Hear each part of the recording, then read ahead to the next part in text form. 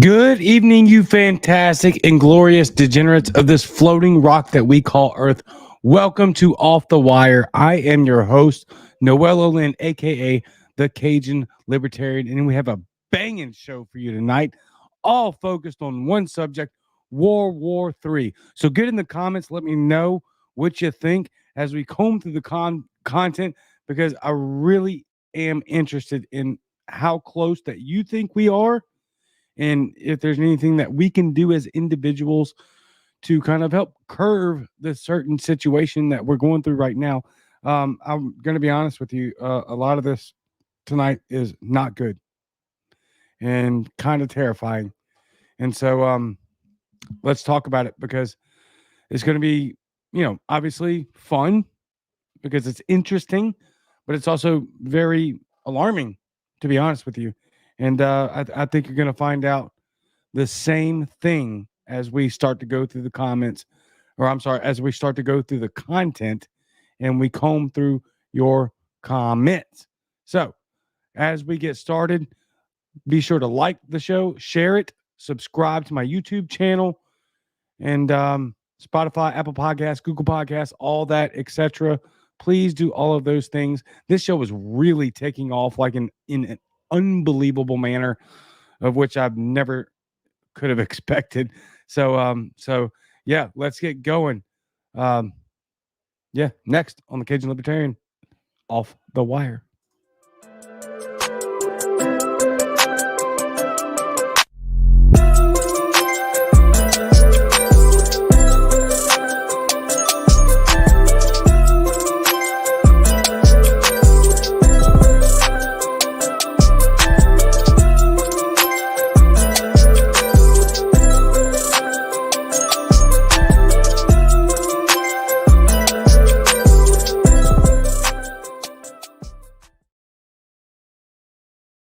Yes, indeed. Please like, share, and subscribe. As I already alluded to, we are going to have an excellent show for you tonight. It's not really great news, but it is very newsworthy. And we're going to break this down in a manner in which that it could be explained and portrayed, where you can decipher for yourselves, because that's really all I do here. Most of you that watch this show for a long time now, not a long time, I haven't even eclipsed 2 years yet, but most of you understand that I'm just going to give you the information and you can do with that information what you will, because that's just what we do here. And I'm just not going to sugarcoat it. It's not good. It's not. I'm not trying to be an alarmist. I'm not trying to sell this stuff for clicks and views. It just is what it is. And so before we get into it, let's hear a word from our good friend, Spike Cohen. The game plan of You Are the Power is pretty simple. We find people who are being harmed or abused or neglected or mistreated by their local governments. And yeah, this is my life's work. We want to help people. This is something that has already began to affect real change. This isn't some distant, futuristic, utopian dream. It's already happening. It's making its course. It's making waves right now as we speak. If you want to learn how to become an effective activist and then to do actual activism and actually help people now, not wait for, like you said, some distant utopian future where libertarians take over the world and leave everyone alone. If you want to do that now, that's what we're doing. This next year is going to be the year that people see what liberty actually looks like. Not what it sounds like, not what our philosophy is, but what the actual results and idea, what the solutions behind what we do. So that's what I'm doing with You Are the Power. I would love for you to be a part of it. youarethepower.net. We'd love for you to become a member. And yeah, this is my life's work. Yes, indeed. Please go subscribe to youarethepower.net and get a daily subscription and update every single time they have new information. It's youarethepower.net. Absolutely amazing. Now let's hear a word from our newest sponsor. Incredible. The Lunatic Libertarian. Thank you very much for sponsoring the show. You can follow him at The Lunatic Libertarian on Facebook, Anchor, Spotify, YouTube. Let's hear what he has to say. Welcome all. This is Justin Lomness, the Lunatic Libertarian Podcast, the place to engage lunatic ideas about freedom, building skill sets, encouraging individual tangible knowledge, self-sufficiency, and engaging all of humanity, regardless of political affiliation, sex, race, color, creed, pronoun, preference, social economic background, or any label, title, or category you choose to affiliate yourself with. We appreciate all the knowledge for the better of all mankind, and we thank you for listening to the Lunatic Libertarian. Outstanding. Thank you, Justin, for sponsoring the show. Please go check him out. All of the links are right there at the Lunatic Libertarian on Anchor, Spotify, and YouTube. Now that we have gotten that stuff out of the way, except for the picture in front of my face, let's get going. So last week, or I guess not last week, Sunday, I reported to you that a nuclear submarine of Russia had deployed right off the U.S. coast, and it sparked alarm. Now, remember, this entire show tonight is World War III themed. Okay? Take that as you may. This is what we're covering right now. All right? I did not know I would be doing an entire show on this tonight when I reported to you that a Russian nuclear sub was spotted off the coast of America. I had no idea. None whatsoever. And here we are. Because things seem to be escalating by the moment. With that being said, let's talk about this first story. Because I think this is wildly important. It scares the piss out of me. Because to be quite honest with you, I have no idea how somebody like Vladimir Putin is going to react to this type of scenario, because it is unprecedented. And we're going to prove to you that it's unprecedented. A lot of these articles that we're going to cover right now, they're short, but they're wildly important. So we're going to comb through several of them and then see where we land.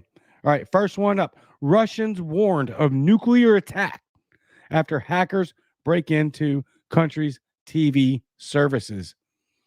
That does not seem terrible to some of us, right? Libertarian Lady, you are the power. That's right. The Libertarian Lady, you are the power.net. That's correct indeed. Making waves in local communities with youarethepower.net. Russians warned of nuclear attack after hackers break into the country's TV service, from Fox News, March 12th. Why is that important? Well, I already alluded to as such, because who in the hell knows how Vladimir Putin's going to react to this? And it's a massive cyber attack. Get in the comments and let me know how you feel. Hacked Russian TV and radio stations broadcast startling message of a nuclear attack and urged residents to put on gas masks and run for cover. Remember, this is a hack. This isn't legitimate, but they hacked damn near the entire freaking country media. This is frighteningly terrible, because also let me illustrate the fact that if that could happen to them, it can and will happen to us. What's most alarming is what can they hack into within America. And it doesn't matter what country that is, right? Doesn't matter if it's Russia, Iran, China, India, none of that matters. The fact of the matter is that our electrical infrastructure is completely vulnerable, and can be hacked into in a major way, much like this just happened. So we need to always keep that in mind, because this is terrifying. On Thursday, residents in eastern Russia were told to, quote unquote, take potassium iodide pills and take shelter immediately during the hacked broadcast, according to a report from Metro. Quote, there was a strike. Urgently go to a shelter, end quote. Viewers of TV were told as a map of Russia displayed the country turning red from west to east. Quote, seal the premises, use gas masks of all types. In the absence of gas masks, use cotton gauze bandages, end quote. Screens also displayed a black and yellow radiation warning with a message urging people to, quote, immediately shelter. The messages were seen on TV and heard on radio stations in the Moscow and other regions. The messages also interrupted programming in that city that I'm not going to try to pronounce, Russia's fourth largest city. The hack was widespread enough that it forced the Russian emergency ministry to respond, releasing a statement assuring residents that a, quote, false air raid alert was broadcast in Moscow after servers of radio stations and TV channels were hacked. My God. Look, the entire Russian government had to respond to this. That's how massive this cyber attack was. And again, I cannot explain to you, for me, I can't speak for anybody else. I'm talking about for me personally, this is terrifying because who knows how an evil supervillain dictator like Vladimir Putin is going to respond to something like this, regardless of who is going to, who did the attack, right?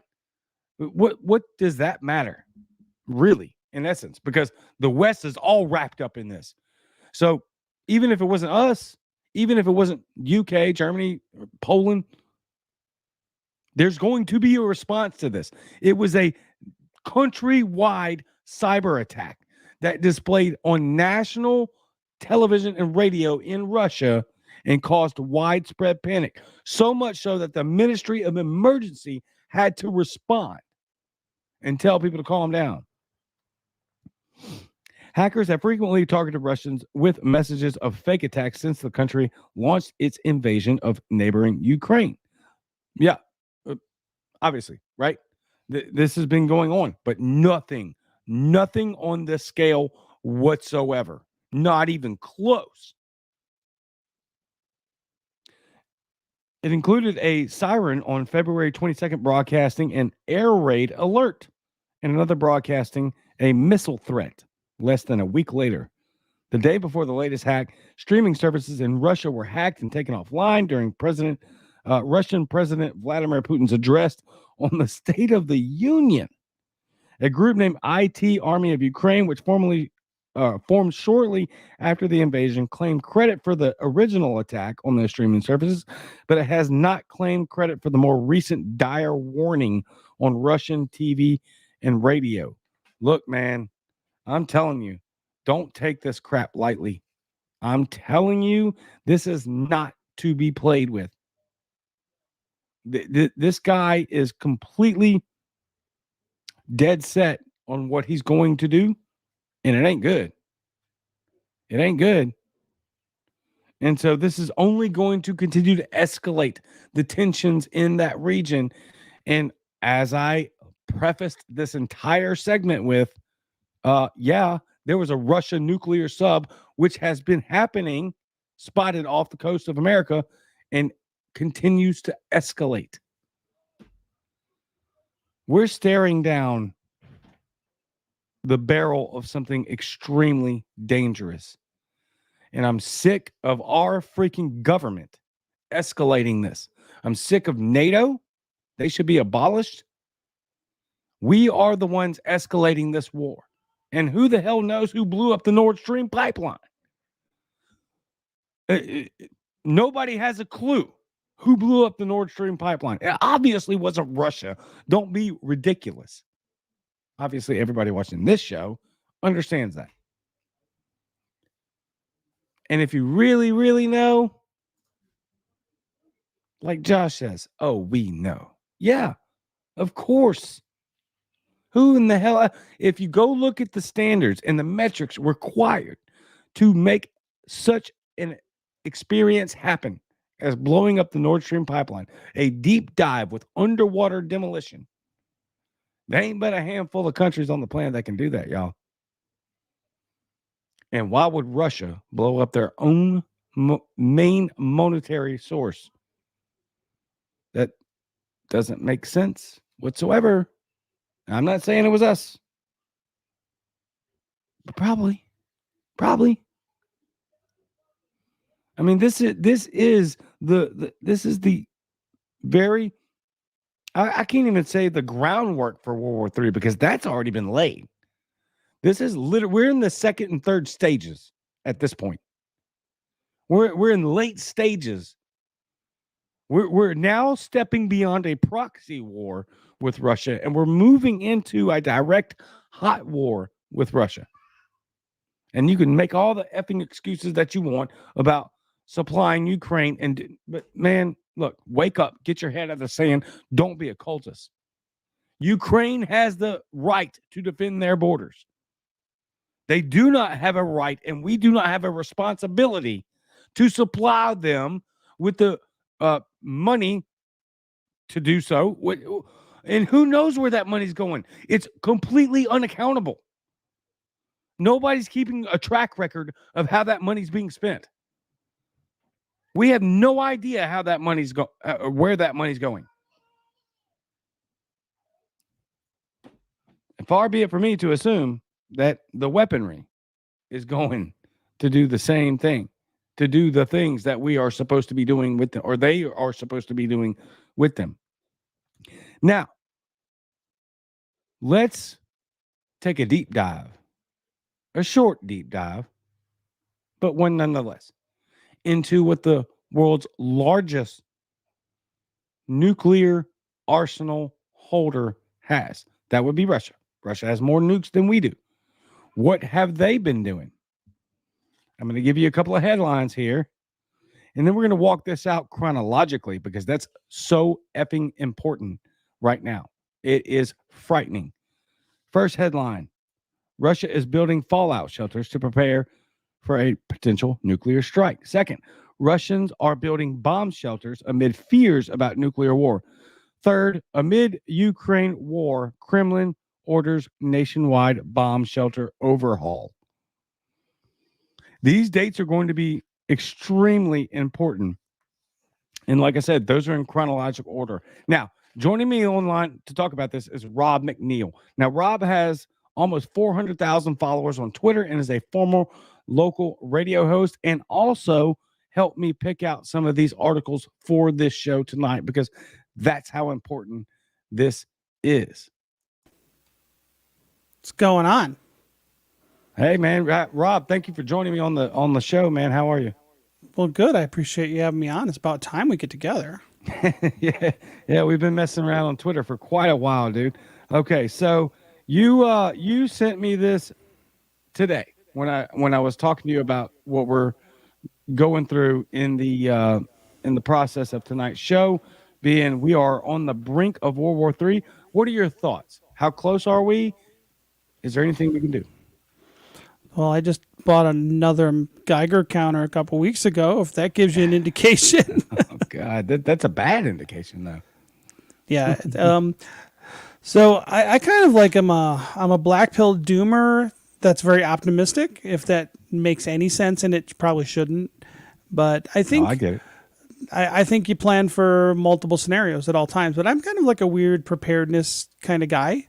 So I like to prepare mentally, financially, emotionally the best I can for disruptive, abruptive change. Because right. I think ultimately change is the most human thing that's going to happen. We can guarantee that change will always happen. It's also the thing that humans hate the most. So it's really kind of, humans are weird. But, I'm probably a lot older than you, but I grew up during the Cold War. And I literally remember growing up living in fear of Russians going to blow me up any day, right? That's kind of the stuff we were taught when I was a kid. That whole duck and cover thing was a thing. And so to me, it's like, I'm like, kind of like, hey, first time here, it's like, oh yeah, that's what, when I grew up, like everything, if we played army, it's like the Russians were the bad guys, right? That was kind of I remember seeing the original Red Dawn in the movie theaters when it came out. I'm older than I look. So the way I look at it is we've probably never been as close to at least the rhetoric of a strike or a war with an able-bodied country in my entire lifetime. So I grew up, I was born during the Vietnam War. I'm pretty old now. But if you think about it, since World War II, the United States has never really fought a significant adversary, right? If you look at who we fought, it's always been third world developing nations, Middle East, Africa, Southeast Asia, things like that. We've not really fought a war with a comparable army in that period of time. And so my concern is the couple things that I'm really concerned about is that at least prior to the Cold War, during the Cold War, we were a manufacturing base. And I think we're a much more resilient people, but in the last 35, 40 years, we've completely eliminated most mining in the United States. Yep. We've eliminated most of our manufacturing base. And we've de-industrialized. We outsourced originally to Mexico and then to China, everything. And so everything. It's like, and we don't even have, and I posted a tweet today and I said, we don't have the machines to make the machines in the United States anymore. We don't have the people to operate the machines or the people to train the people to operate the machines anymore. And we don't have the raw materials to be processed into the machines to make things. And so I am more concerned now with the fact that we are completely dependent on offshore supply chains. We as a country it seems like we're kind of emotionally impaired in a lot of ways, but I think we don't have the resiliency. We do not have the capability, in my opinion, to fight a long-term, prolonged, war with a comparable adversary right now.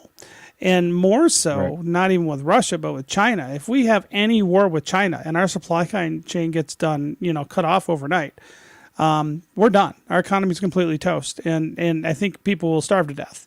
And I don't mean that flippantly. I mean it. Right. If you look at the COVID slowdowns in the supply chain from China, you couldn't get anything. I mean, even now and we've gotten used to it, but go walk through any grocery store, any Walmart, and look on the shelves today, and you still see empty shelves everywhere.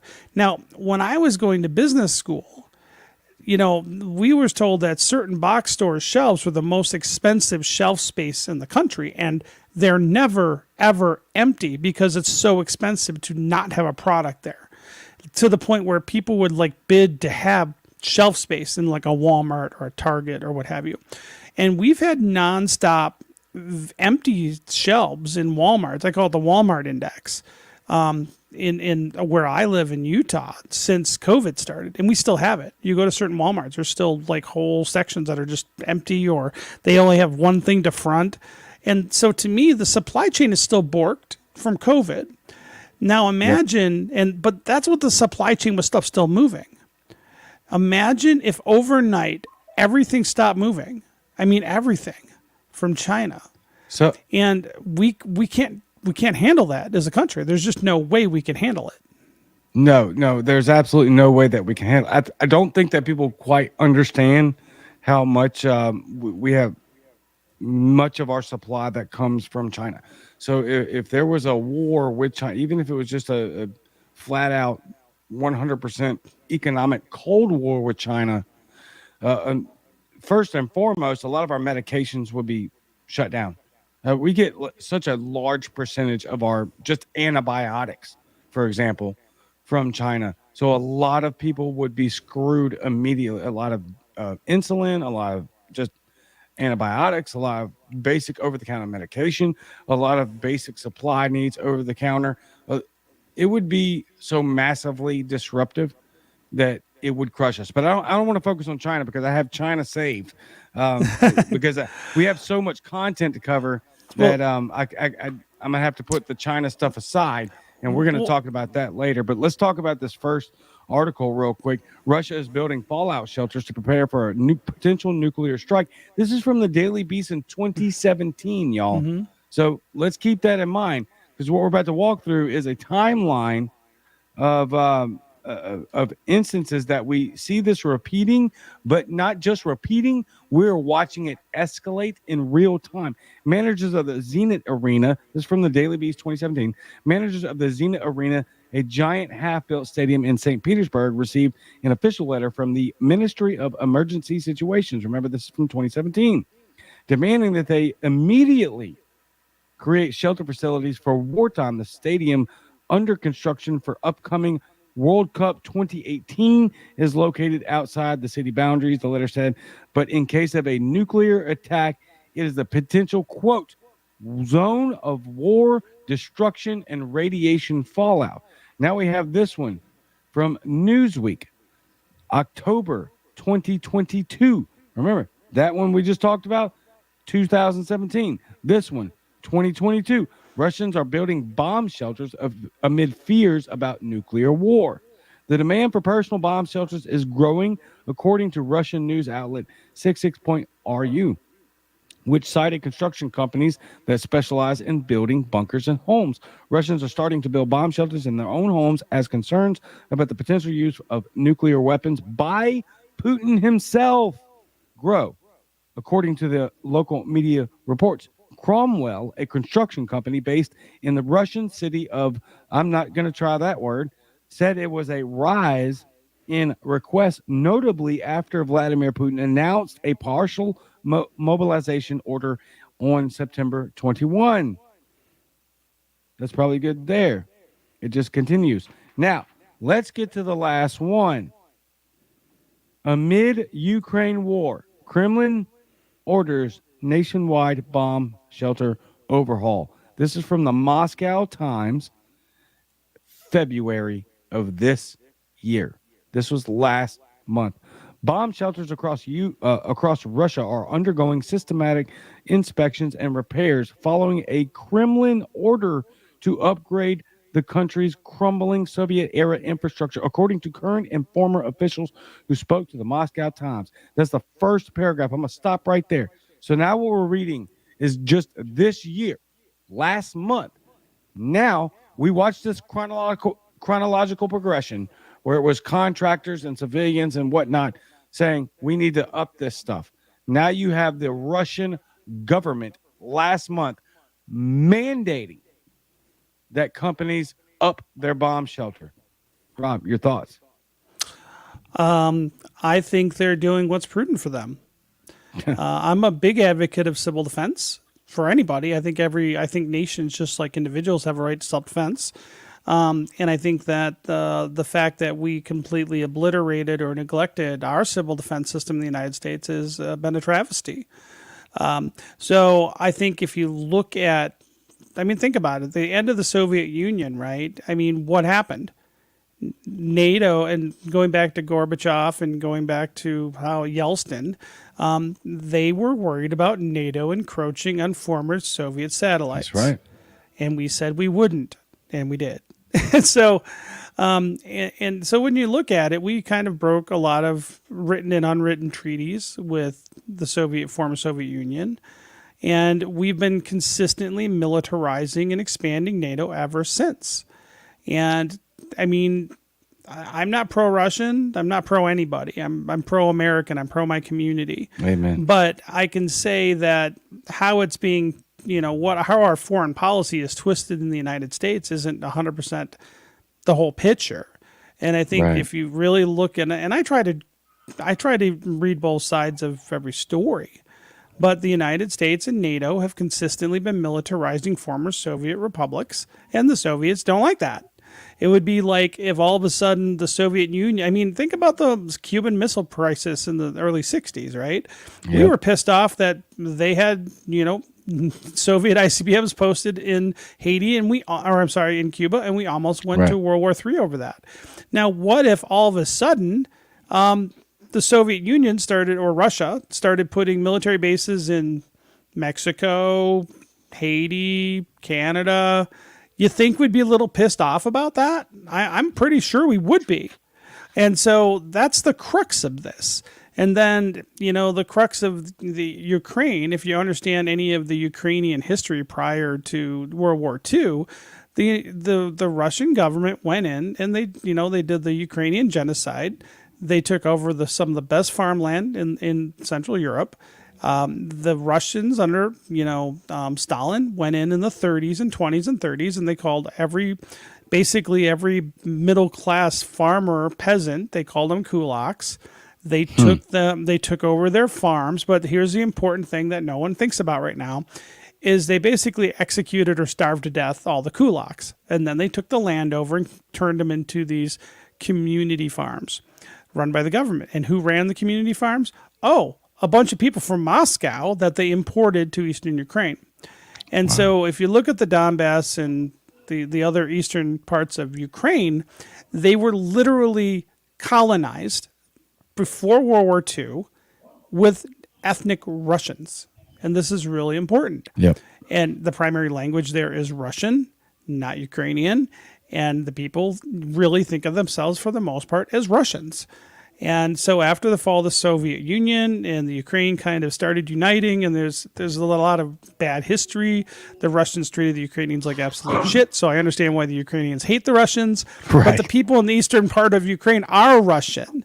And so if you go back to what happened with the annexation of Crimea and now the Donbass region, and what you're having is that you had Yeltsin and not Yeltsin, but Zelensky and some of the civil war in the Ukraine, where they were literally torturing and killing pro-Russian Ukrainians in the eastern part of the country. So Russia didn't like what NATO was doing, and they wanted to protect some of those ethnic Russians and maybe expand their borders a little bit. So that's what this is about.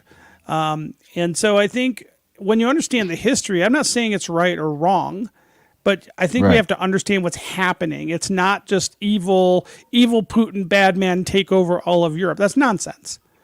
But very much nonsense. It's nonsense. And so when you understand, that Zelensky is not a good guy, Not at all.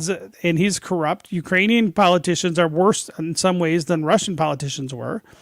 And so there's no good. I look at it like this. I kind of liken Russia and Ukraine to like a big drug cartel fighting with a smaller drug cartel. There's no good guys there. And the problem is our governments pick the smaller drug cartel to support.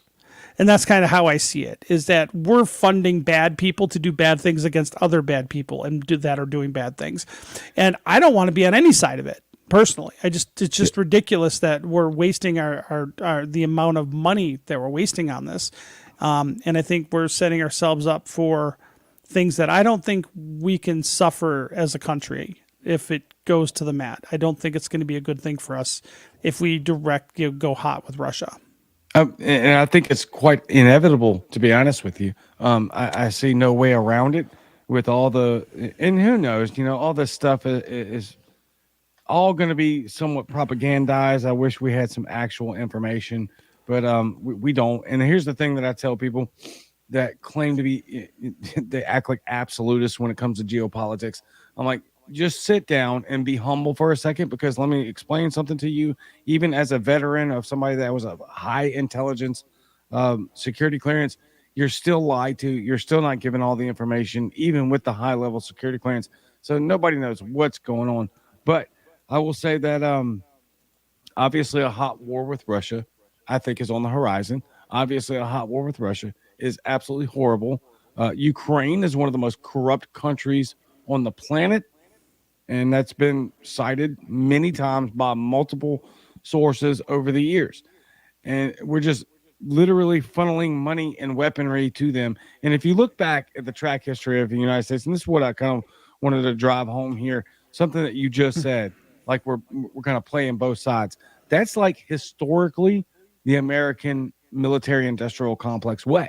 We will fund both sides of a war in hopes that we can have the outcome that is best suited for those figureheads, the select few that run the military industrial complex and that have that monetary backing in their corner, that it would benefit them so much. So this isn't anything new. I think what is new is the actual threat of nuclear war, because I do think that in a world war, and like I said, when we're talking about China, I've got more content on that to be presented on Sunday evening for the next live show, because there's just too much content to go through in one episode tonight. It's that pressing. It's that real. And I think for whatever reason, our administration is playing games and pouring gas on the fire.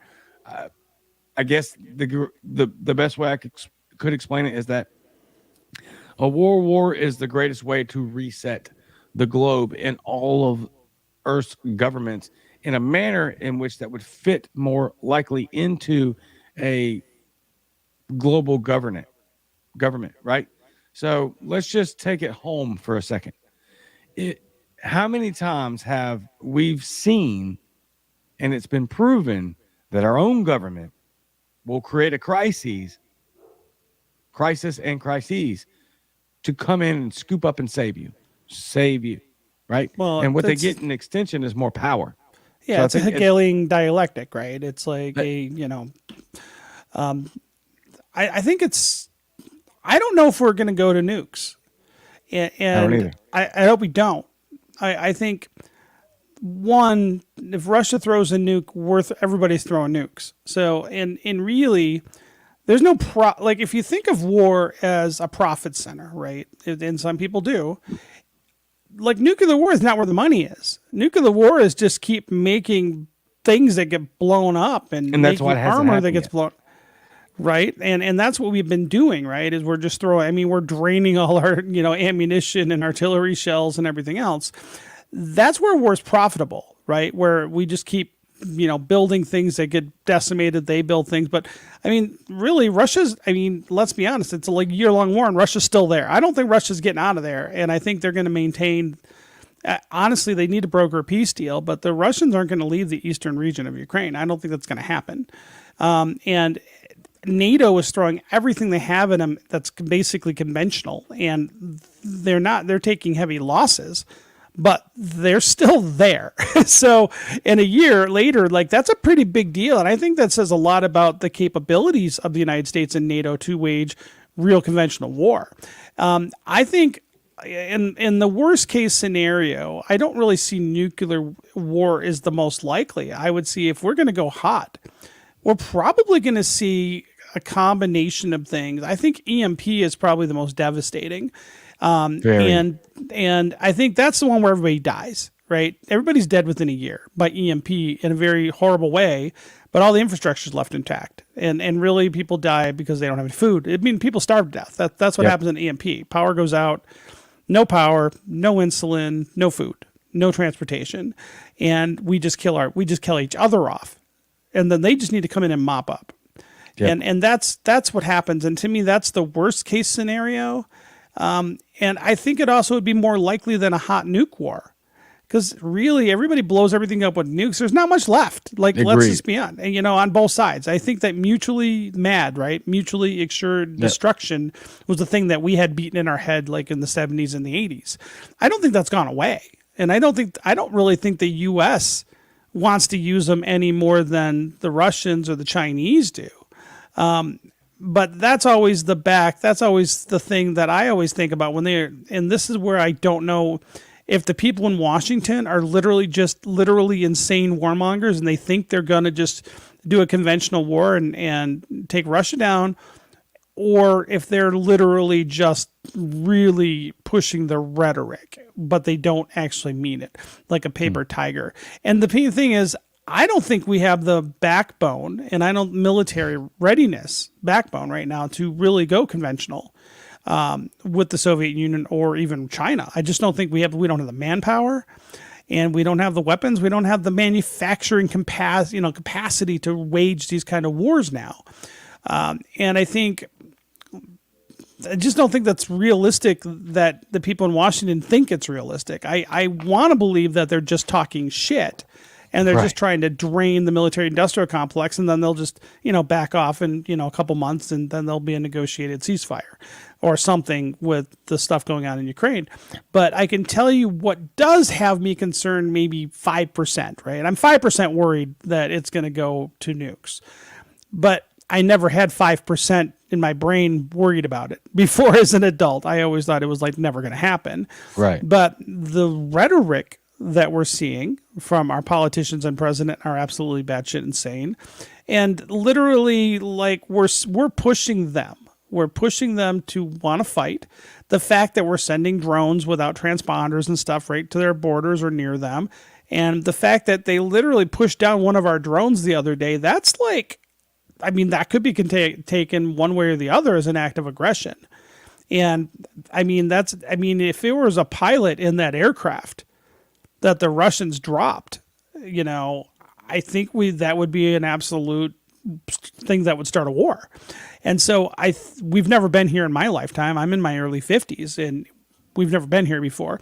So to me, I want to be optimistic and think there's just stupid politicians doing what stupid politicians do, and they're corrupt and whatever else. Right. But I can tell you the rhetoric has never been this bad in my entire life.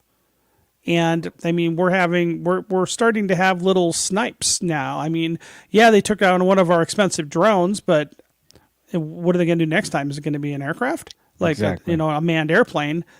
And what do we do in that scenario? And Exactly. that's my concern, is that we just never, this is new territory, at least for me, as far as rhetoric goes. It's never happened. I actually completely agree with everything you said, especially, and here's the thing. Here's one of the things that I've been kind of talking about very slightly, right? But not in great detail, because I don't cover this kind of content all the time. Right. Or definitely not in this great depth. Wholly agree with the no nukes part. I think what I tell people all the time is that when you're using nukes, you're going to destroy all the resources in the area, and war is never an attempt at destroying resources. It's always an attempt at gaining and receiving resources, stealing, really gaining and stealing resources. And so I don't think nukes are quite on the I think tactical nukes in Ukraine might be the issue, but I will 100% agree on two things. And one you didn't mention. One, EMT, massively deadly. I'll say three things, actually. One, EMT, massively deadly. Two, hacks like we just talked about at the beginning of this program in Russia. They could hack our electrical grid, our infrastructure, just as easily, if not better, than we could hack theirs. And three, it might be the most damaging, is biological weapons that could be used easily in Ukraine, or even by Ukraine, because from what we've learned, to my knowledge, there are bioweapons labs in that country. It's been denied, but it's also been proven. So it's like, which propagandist do you take? So I want to leave you with one last question, and then we'll get you out of here. What are the chances of this thing turning detrimentally south before Biden leaves? Unless this is assuming that he doesn't take the White House again in 2024, because to me it definitely seems as if this administration wants this war with Russia, or even maybe China. I don't know, but let's just say that Biden only has until 2024. I don't know how to put a number on it. Like, I don't know what the statistical probability is it going to be. I don't know. Just your opinion. Don't have. I would say if the Ukrainian war doesn't come to some negotiated peace deal by midsummer, likely something's going to happen big. And that's all I have to say. I just, because that this needs to stop. I mean, this is insane. You got, and I'm not saying what Russia did is correct. I understand. I'm just saying is I understand why they did it. Not that I agree with it. Right. But I understand why they did it. But I'm very concerned. I mean, I'm just looking at the economic fallout. We're still dealing, gas is going back up again. Stuff's getting more expensive. The average American's getting hosed. Or, I mean, there's so many other factors that this will hurt. It's hurting everybody that they're doing this, right? This is just literally NATO sticking its nose in. And for a non-NATO country, understand that Ukraine is not a NATO nation in the first place. No, it is not. And so, but I think we're also talking about, not Lithuania, but it was Norway and Finland are now trying to get fast-tracked into NATO, and Russia said no way in hell. And so these are those kind of things that, where does this stop? And when do people stop being assholes? Like, I don't see a benefit as a NATO member to having and to keep growing NATO doesn't make any sense to me. I think the whole purpose of NATO is largely gone. And Yes. for the most part, I don't have a lot in common with most Europeans these days anyways, politically. Right. And I'm not sure it's in the best interest of the United States to, keep maintaining those bases over there. I'm going to sound very, routine and to most libertarians. But I wanted to address, there was a comment by Lunatic Libertarian in there about the manufacturing capacity is there, just not operational. I will disagree with that politely. And why I'm saying that is I'm from Detroit originally.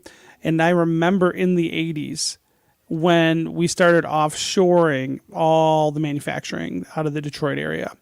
And the one thing that was really, that I remember very carefully, I used to work in the auto industry, by the way. A lot of family members worked in the auto industry. So I remember this very clearly, is that when they shut down a lot of plants, not only did they shut down the plant, but they shipped the actual machines with the plant overseas. They literally shipped out the plants. And then what they did is the old time machinists and people that knew how to operate the machines, so they laid everybody else off, and then they took the senior guys that were about to retire and then gave them an extra 6 or 12 months to go abroad and teach their replacements how to operate the machinery. So they literally did ship the machinery out of the country in many cases. And so that's why you go to, like in Detroit, there's a lot of old, car factories. There's no machinery in those factories. They're abandoned. They're empty. They're like giant warehouses in many cases. So that is my concern. Now there's lots of, lots of stuff in people's garages and stuff, but here and there, but we do not have anywhere near the capacity that we used to have even 20, 30 years ago in the United States. And so there's I think one manufacturer that makes lathes and mills called Haas. I think they're, Oh no. Oh, we might have lost Rob. Oh man, he's in it. Oh, we definitely lost Rob. He's right in the middle of something, so I'm gonna kick him out for a second. I'll check the audience down there to see if he comes back. He is completely frozen up. Excuse me. I'll agree to some degree. And there was a okay. This is the response. This is another. And Lunatic Libertarian, please go follow him. YouTube, Spotify, all of that. This is all a distraction until a new currency system from central banks are installed. That is also an absolutely fantastic point. Although I don't think this is all designed to be a distraction. I think they're using this distraction to push through the CBDC, which will be the absolute end of freedom. Mark my words, and you don't have to hear it from me. This is 100% a fact. If the money ain't free, then the people ain't free. All right, looks like we got Rob back, so we'll let him finish his closing statements, and then we're gonna get up out of here because we're closing in on 50 minutes. Oh, right, sorry Rob, about that. I got don't you know what back. happened. No, you're So good, yeah, man. so the manufacturing's not really here. And it's gonna. I think it will take us a decade to reindustrialize once there's a will to do so, and there's not. Right now, there's no will to reindustrialize the United States. So I think that's the problem. I think if we're going to start engaging in wars with comparable enemies, we need to be able to have our own supply chains for all those war materials, and we don't have that. But I think China is the long term. We'll talk China about another time. But China is a long term threat to the United States. I don't think Russia is the threat. China is. And they're building their blue water navy up right now. And for us to start arguing and saber ratting with China is even, to me, actually more repugnant and more dangerous than saber ratting with Russia. I think China is a much larger threat currently and long term. I think the saber rattling is absolutely 100% detrimental on both ends. But the it's kind of funny. It's not funny at all. But when we first started this interventionism, and that's what this is. I'm not talking to you, Rob. Obviously, I'm talking to the audience, to the people that would disagree.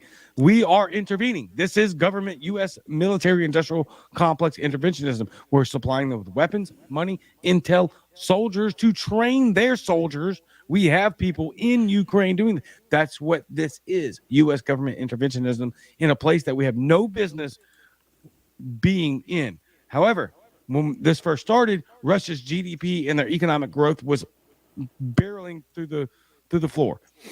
And then we decided to get involved, and other countries decided that they were going to align with Russia. Now the ruble, which was plummeting, That's the Russian currency, by the way. For those that don't know, most of you probably know this stuff more than I do. But now it's through the roof. People are buying up the ruble, and they've made alliances with people like China and Iran and Turkey and India. And China, their economy, their GDP is absolutely plummeting. It is going to the bottom of the floor. So neither country nor ours actually has the economic stability to go to war with any of each of these others. But that's not what it's about, because we can see, and again, we're going to get into China later. China is still expanding their influence throughout the globe, despite their inability and their absolute look. China's birth rate is bottomed out. It's through the floor. It's no more. They are absolutely on the brink of destruction. The CCP has, obviously, they're communists, ruined that country. So not any of the three countries that we're mentioning, U.S., Russia, or China, actually has the economic stability to go to war with any of the others. But yet, it looks like each of these countries are going to do it anyway, despite not having the weaponry or the economic stability to do so. Rob, your last thoughts, and tell us how we can support you. Sure. And I do really appreciate having me on today. I'd love to do it again if you want. I think ultimately, if you look at the three, which one of those three, which ones have the most ability to make things they need, and which ones have the ability to conscript people easier? And that changes that conversation a lot. So you got you got manufacturing, not a lot of manufacturing, but you got a lot of mining, and you got a ton of resources for fuel, hydrocarbons, things like that in Russia. And you look at, China, they can make absolutely anything. They can backwards engineer anything, and they have the raw materials. And China's the powerhouse there. And so you can't dismiss that. And I'm not saying they're great. I'm just saying if you go and look what all the countries, I find this is an interesting exercise. If you go look at the standing size of militaries around the world, trained and reserve troops, and this is all, you can look this up online. The United States is a very small standing army and a pretty small reserve army. It's like 2 million all. There's much smaller countries than the United States that have much bigger militaries. The big difference is the United States has better trained soldiers, and we have a huge technological advantage. Absolutely. The thing is that technological advantage can be squashed, and let's just talk technology, right? If that technological advantage can be squashed, the problem is technology is a two-edged sword, right? It can be a really great force multiplier. At the same time, it can be something that becomes an Achilles heel once you become dependent on it. And so you look at the old MiGs, right? The old MiG jets. One of the ways, and you look at the AK, you look at how Russians built things, right? They built things to be robust. MiGs were designed to be able to land on unimproved runways. You can't land an F-16 or an F-35 on an unimproved runway. But they designed MiGs to do that thing. You look at the AKs, are more designed to be, built and cleaned simply and work in austere environments. So there's a lot of differences in philosophy between some of these countries, the United States, Russia, and China. And so I'm not arrogant like a lot of people in Washington, D.C. appear to be. I have a lot of friends that I trust that are very smart soldiers, that are vets that have been in combat multiple times. And the smartest people I know that aren't arrogant do not discount what the power, abilities, and capabilities militarily of Russia and China. And so to me, it's like, I always think there's a concern there. And to me, is more of a peaceful libertarian type of person, I don't want there to be a war, right? That's just not good for business. It's not good for my kids and everything else. So I think ultimately it's a good topic, and I think we should at least think about it. So maybe we can have more conversations out there to say, hey, the guys, this is getting stupid. We should not tolerate politicians going off the cuff, making crazy comments like Lindsey Graham saying, just blow up Russia's jets. I'm like, F you, dude. And Biden, who's not of sound mind, and I don't know who's really making the decisions. It's not Biden. And so we have apparently an unelected group of people making those kind of decisions in Washington, D.C. at the top levels.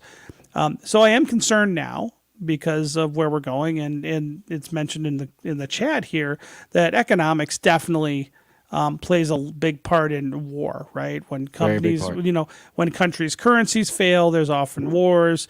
And I think, if the U.S. dollar, literally, we're getting to the point where the dollar is going to fail anyway. It's just going to. Whether that's that if CBDC comes in or not, the dollar is going to it'll be replaced by something because the dollar is becoming completely unsustainable. So something's going to happen.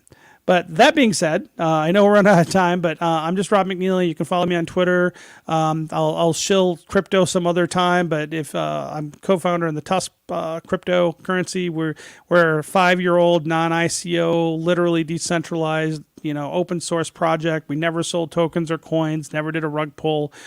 Run by volunteers that just believe in creating something. We initially started Tusk to be, helpful to, gun stores and other marginalized industries that were, Operation Choke Point out of using normal financial services. But I love talking geopolitics. So, to me, this is actually this is more important to me, is to get people saying we need to focus on leaders that at least want to consider peace and figuring out ways to negotiate peace deals. And I think we should reindustrialize the United States long term, but it's going to take 10 years to do it. And minimum. If we stood minimum, and I'm not happy about that. I was fortunate when I was like 16. I grew up in Detroit. I literally was working in a starter and alternator rebuilding factory after school when I was 16. You couldn't get a kid to do that today. Probably an OSHA violation too. But I grew up like literally working with my hands in a factory, and all that stuff's gone now. That stuff doesn't exist too much anymore. There's not a lot of mom and pop shops anymore, even in around the Detroit area, that would just make parts and do things. And I think the problem is because I'm in my early 50s, so when I was growing up in the 80s, the old timers when I were a kid were like World War II vets, right? So these guys were the guys that went from being manual machinists to CNC operators and things like that. They had all that knowledge, and they saw this technological advancement, and then they just retired. Many of them are gone now. They just died. And that knowledge never got transferred, and that's the problem. We have very few super talented machinists compared to what we had, 30, 40 years ago in this country. And that's the sad thing. That is another discussion for another day, because this is something that I didn't hear from anybody else. I didn't learn from anybody else. It was something that I did with my own research and study about the negative impacts. What was the most negative impact of the Industrial Revolution?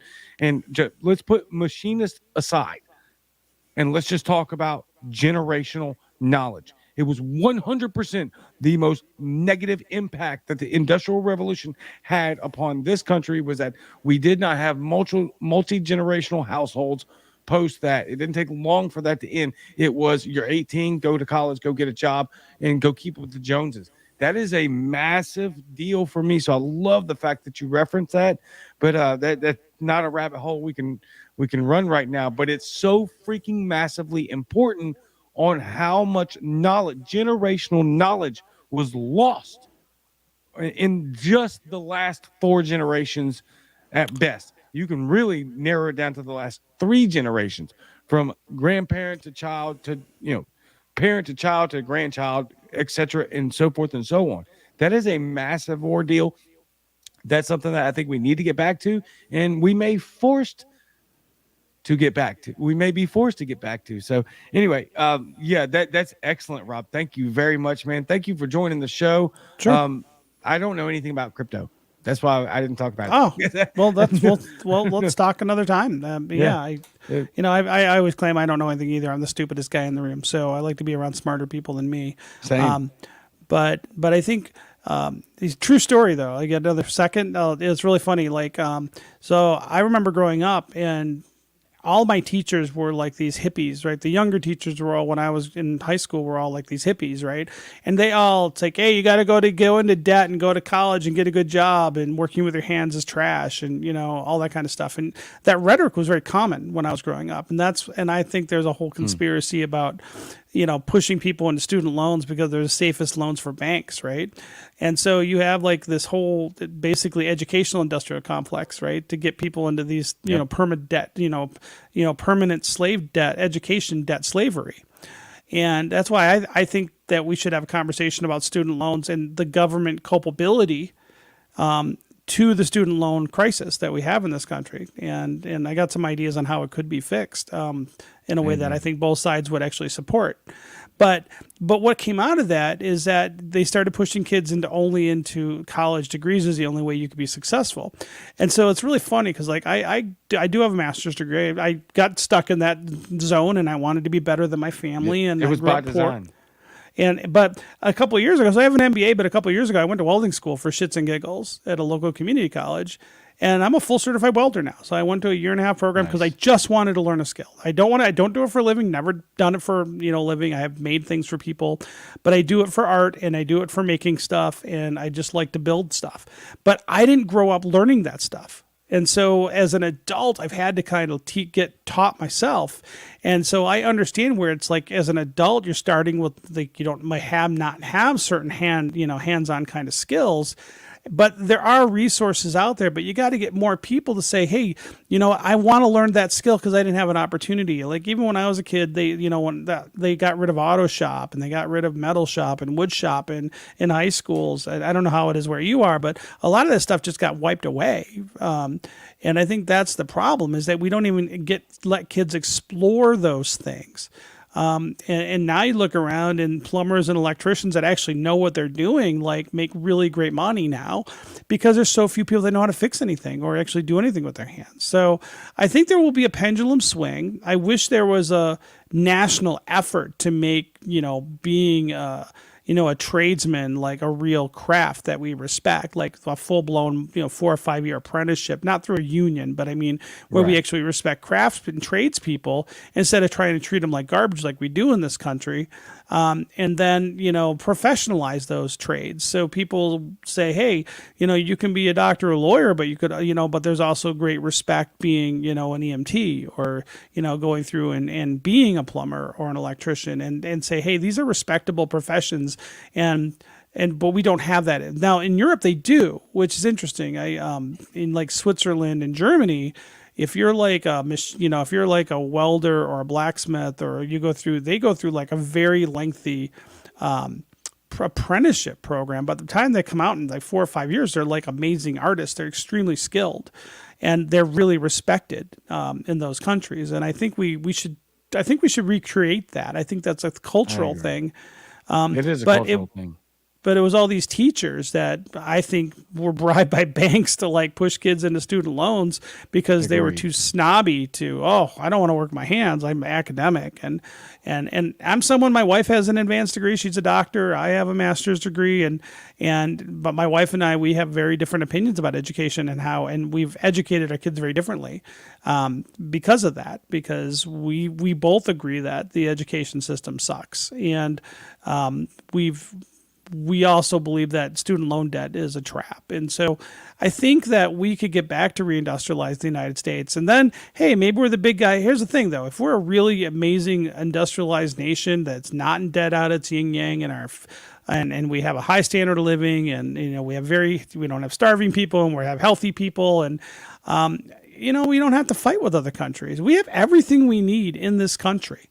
Absolutely everything we need. We have every climate. We have every mineral that we could ever possibly want. We have the ability to grow as much food as we need and plus have surpluses. We have enough mineral resources to mine whatever we need to make anything. We don't need to eat. We don't even need to talk to any other country in the world if we didn't want to. No, we could absolutely be isolationists for sure. So, Rob, thank you so much for joining the show, man. I am up against a hard break here. Sure. So, you can follow Rob at Rob McNeely, and you are also the founder of TUSC.network. If you go to Rob's Twitter, then you will find that right there in your bio. Is there anything that you want to shout out, Rob? No, that's good, man. I appreciate the time. And if you ever have me want to talk about something, I got lots of opinions. No, man. It was awesome. Great. Thank you for the freaking historical knowledge and all the input. It was absolutely fantastic. Talk to you real soon, man. Thank you very much for joining the show. Thanks, Nolan. You have a great day. Yes, sir. You too. Absolutely fantastic. What a wealth of knowledge right there coming in. Just absolutely fantastic. So, let me kind of redirect back towards the theme of the show here, where it was kind of World War III base, because the reason I want to do that is because on Sunday night show at 6 p.m. Central again, we're going to kind of dive off into the same thing, except we're going to go in a little different direction here. And I want to give you a couple of the headlines that are going to come up, but I also understand that I'm not going to spend a whole lot more time on this. I just think it's wildly important. And so I'll probably open up the show on Sunday with just a couple of issues in regards to this kind of content. U.S. says Russian warplane hits American drone over Black Sea. China accuses U.S. and its allies of taking a, quote, dangerous road as submarine packed fuels near proliferation fears. March 14th, both of those. And then China, Russia, Iran hold joint military drills in Gulf of Oman, Timcast, and that was today. These countries, this is escalating out of hand. And we are making things worse. We're making them worse. Every second of every day, it's of my opinion that we are intentionally making them worse. And it blows my mind that we continue to go down this path, although it doesn't, because it really feels like it's by design. What a great guest. Please go follow Rob McNeil on Twitter. And then if you like crypto stuff, look, I am 100% ignorant on crypto stuff. Not my forte. I've got a lot of other things in the bank that I'm very well versed in, very well educated in. Crypto, absolutely zero knowledge. 100%. All I can tell you about crypto is that it's blockchain and somewhat probably maybe encrypted, which I don't trust whatsoever. But hey, maybe it's good. Maybe it's great. A lot of people investing in it would love for it to be great.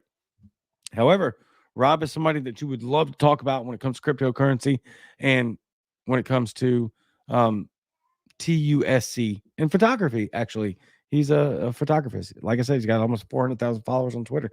Great guest tonight. So don't forget to tune in every Monday through Friday at 12 Central for the lunch show, Liberty Lunch Break. The topic du jour, it's between 2 to 10 minutes long.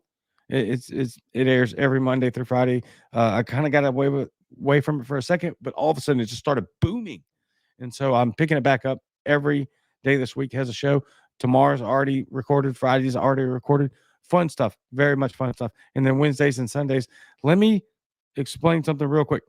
I'm going to over the next 90 days, I'm going to have to shift the show because I'm going to be doing the music at my church again here in a few months. And so I need to be there on Wednesdays and Sundays at 6. So we're going to have to move the show. So just a forewarning. Other than that, make sure you like the show, share it, subscribe to the YouTube channel, Facebook at The Cajun Libertarian, Twitter at CajunLibert1, Google Podcast, Spotify, Apple Podcasts, all of that stuff. Please help me out. These are all free for you, and you help me out by doing that stuff and continuing to do the show because it's absolutely, I wish I could I probably could show you on screen. Like the numbers are ridiculous. And so we're just going to continue to keep going and moving forward. That being said, Sunday's show is going to be like 1/3 of what we just talked about. Those headlines that I just gave you. China's making moves. Russia's making moves. Iran's making moves. And they're all making individual moves while they're all doing it together. While we have a dead weekend at Bernie's corpse controlling the Oval Office. So what I was really wanting to do with Rob too, and we got, kind of all over the place there, but I really wanted to ask, what are we going to do? Because this seems like it's going to happen within the next, whatever is going to happen it has to happen before 2024 because the regime can't risk an outsider taking the presidency in 2024. And by all accounts, it does seem like they view Trump as an outsider. To me, he seems like controlled opposition, but every day that goes by, man, I don't freaking know. I have no idea. Everything seems like a distraction. What I can tell you is that it's going to go down, whatever the timeline. So be prepared. Get you some food, dry food, canned food, stuff that you can preserve. Be a prepper. Stop letting these media outlets that hate your guts dictate to you how you're supposed to prepare your future. Get dry food, get canned food, get a water filtration system. All those 3 things I have, lots of them. Get ammo, keep your brass, get intangible. I'm sorry, get what's the word I'm looking for? Oh, things of intrinsic value. Sorry about that. Lost my train of thought there. Get items of intrinsic value so that you can be prepared and that you'll have something to trade. Because you don't know. I don't know. We don't know. And it's getting nastier by the second. So, again, like, share, subscribe. I love each and every one of you. I will see you every Monday through Friday at noon Central. And I will see you every Wednesday and Sunday until that changes to Monday and probably Thursday at 6 Central. So until next time, we'll leave it there.